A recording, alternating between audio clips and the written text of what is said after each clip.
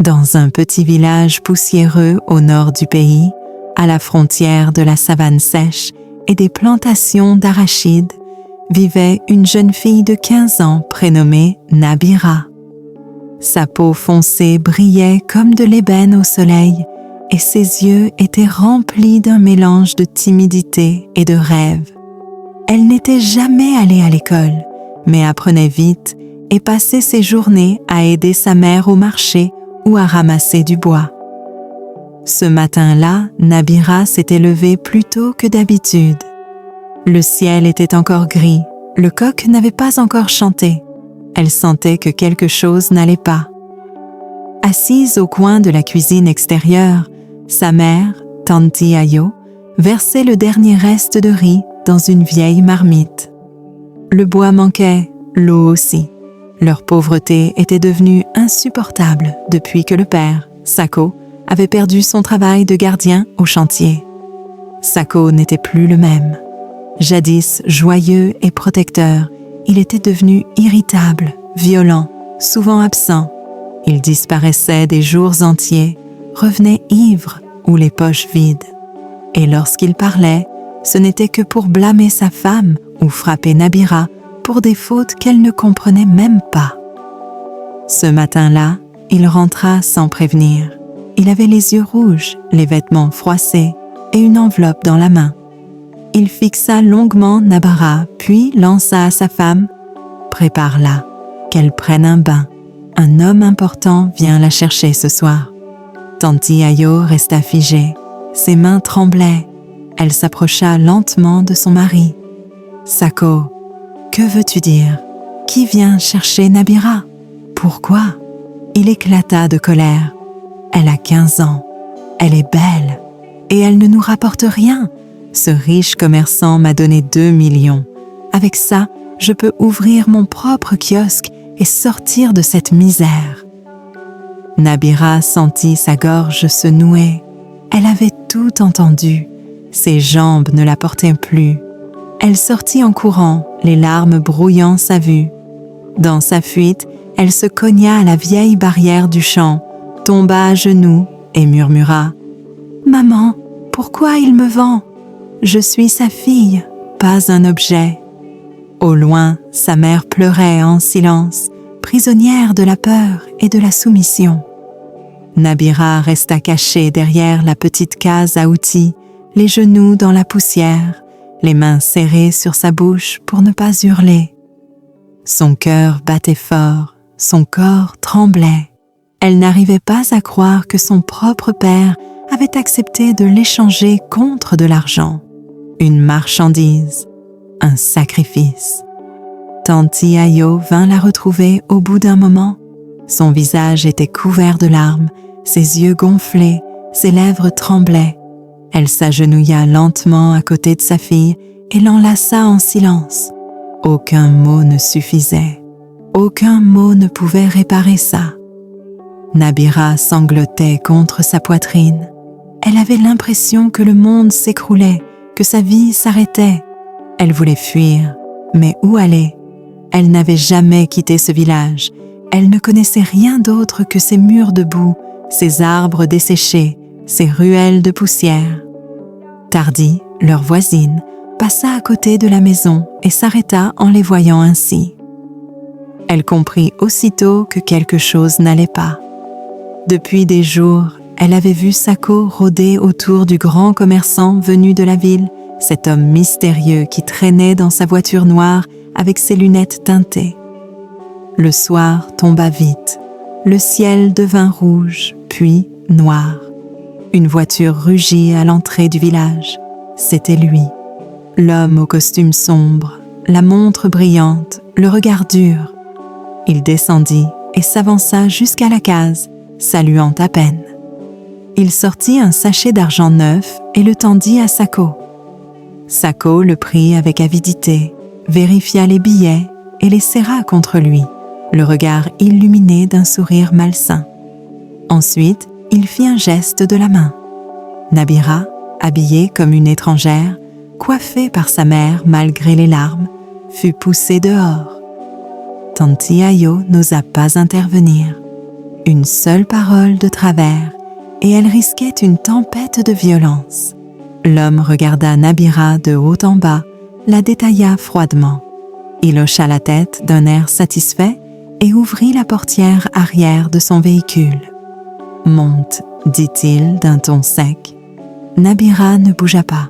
Elle jeta un dernier regard à sa mère qui pleurait à genoux au loin, puis à son père qui tournait déjà le dos, comptant ses billets dans l'obscurité.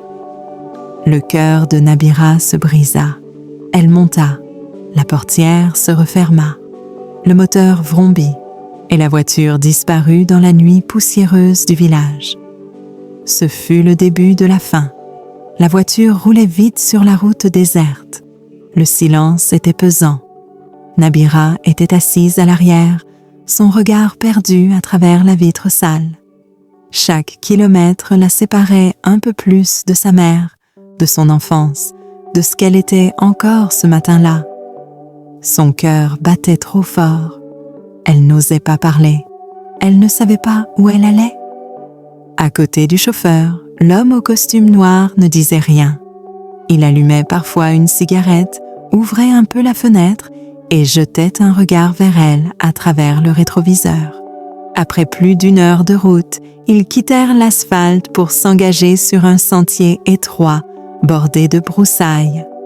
La voiture cahotait dans les trous. Au bout du chemin, une grande maison en béton apparut, isolée derrière une clôture en fer. Tout semblait froid, silencieux. Une lumière jaune vacillait dans la cour. Ils entrèrent. La maison était sombre, presque vide. Quelques fauteuils, un tapis poussiéreux, une table en verre fendu. Nabira resta figée à l'entrée. L'homme fit signe au chauffeur de partir. La voiture recula et disparut dans la nuit. Il se retourna vers elle. « Ici, tu dors. Ici, tu manges. Ici, tu obéis. » Nabira baissa la tête. Elle voulait demander ce qu'il comptait faire d'elle. Elle voulait hurler, mais sa gorge était sèche, son corps figé. Il lui montra une pièce au fond du couloir. C'était une chambre minuscule, sans fenêtre, avec un vieux matelas au sol et un seau en plastique dans un coin. « Dors là pour ce soir. Demain, tu commenceras à travailler. Et ne pense pas à t'échapper. Tu es très loin de ton village. » Il referma la porte. Un verrou claqua de l'extérieur. Elle était enfermée. Nabira s'assit par terre, les bras autour des genoux. Elle n'avait plus de force. Elle ne pleura même pas. Elle resta là, dans le noir, le cœur vide, seule, terriblement seule. Le lendemain matin, Nabira fut réveillée par le bruit de la clé tournant dans la serrure. L'homme entra, une expression neutre sur le visage. Il posa un sac de pain rassis et une bouteille d'eau sale par terre. « Tu vas commencer ton travail aujourd'hui. Tu nettoies toute la maison, tu fais la cuisine. Et tu restes silencieuse. Si tu fais du bruit, tu ne manges pas.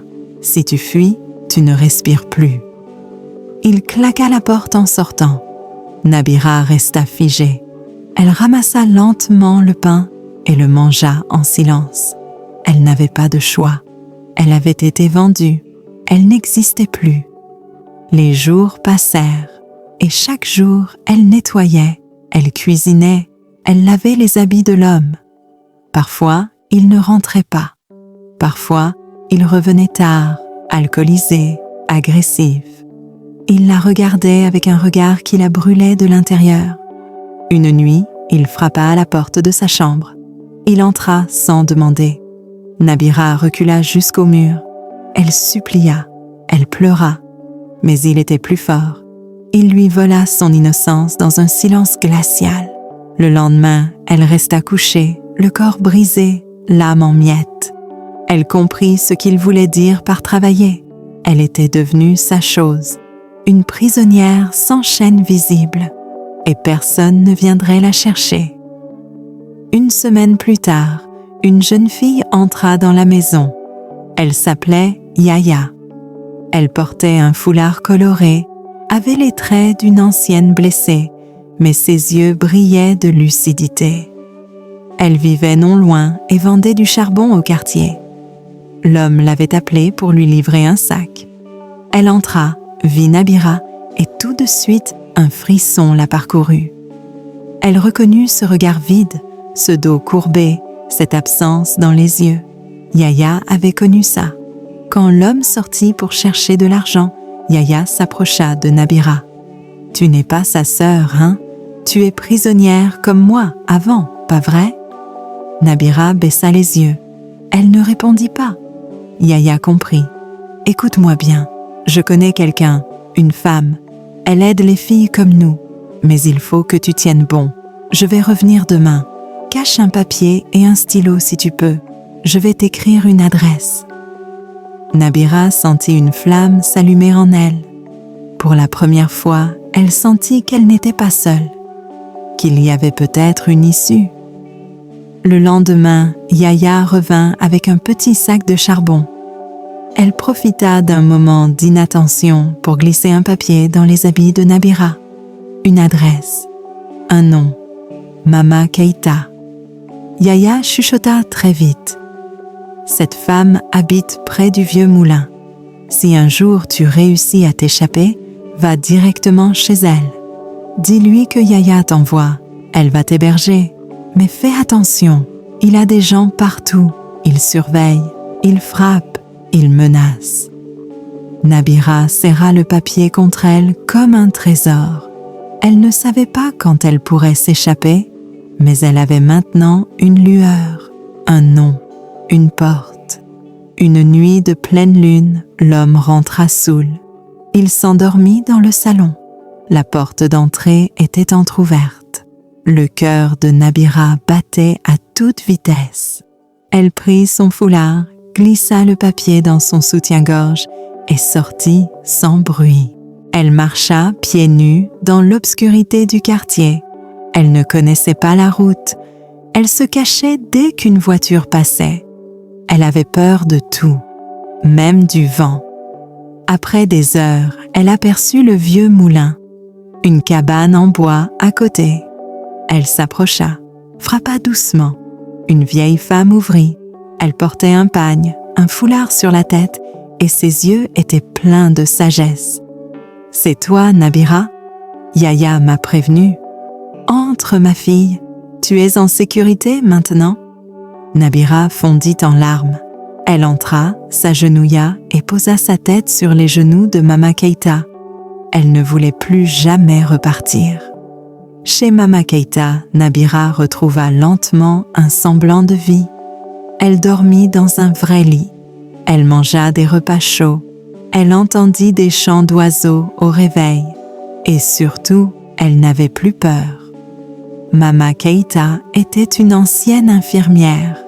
Depuis des années, elle recueillait les filles victimes de violences. Elle connaissait les blessures silencieuses. Elle ne posait pas trop de questions. Elle soignait d'abord le cœur.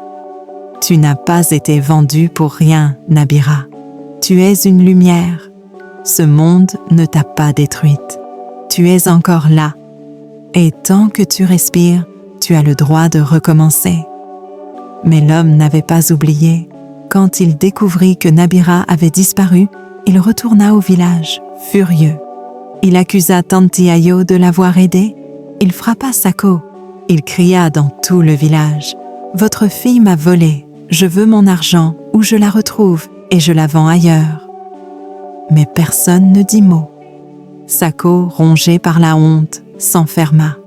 Il avait tout perdu, même le respect des villageois. Tanti Ayo, elle, était tombée malade de tristesse. Son cœur de mère ne dormait plus depuis que sa fille était partie. Quelques mois plus tard, une ONG locale fut contactée par Mama Keïta. Elle proposa à Nabira de porter plainte. Elle accepta, la voix tremblante mais le regard fixe. « Je veux que d'autres filles ne vivent pas ce que j'ai vécu. Je veux qu'on entende mon histoire. Je veux qu'il paie. » L'homme fut arrêté grâce à la dénonciation de Yahya, qui avait aussi été victime. Le procès fut long, douloureux. Nabira raconta tout, devant des juges, devant la foule. Il m'a violée, il m'a enfermée, mon père m'a vendue. Je ne suis pas un objet, je suis un être humain. » La salle était silencieuse, les larmes coulaient. Le juge rendit son verdict. L'homme fut condamné à 20 ans de prison. Sako, le père, fut poursuivi pour complicité, mais mourut d'un arrêt cardiaque quelques jours avant sa comparution. 2 ans plus tard, Nabira se tenait sur une scène, devant une foule. Elle avait appris à lire, à écrire. Elle était devenue bénévole dans le centre de Mama Keita. Elle aidait d'autres jeunes filles à se reconstruire. Elle raconta son histoire, pas pour choquer, mais pour éveiller. « Je suis Nabira. Mon père m'a vendue. Un homme m'a détruite, mais une femme m'a sauvée. Et aujourd'hui, je suis debout. Pour moi, pour toutes les filles qu'on ne croit pas, pour celles qu'on sacrifie, pour celles qu'on oublie. » Et le public, debout, applaudit longuement pendant que Nabira, les yeux brillants, fermait les paupières, le cœur enfin libre. Et vous, que feriez-vous si vous étiez à la place de Nabira? Pensez-vous que son père mérite le pardon ou la condamnation éternelle? Dites-le en commentaire. Vos avis comptent. Si cette histoire vous a touché, likez la vidéo. Abonnez-vous à la chaîne pour ne rater aucune de nos prochaines histoires vraies. Et surtout, partagez cette vidéo pour que plus jamais une fille comme Nabira ne soit vendue dans le silence.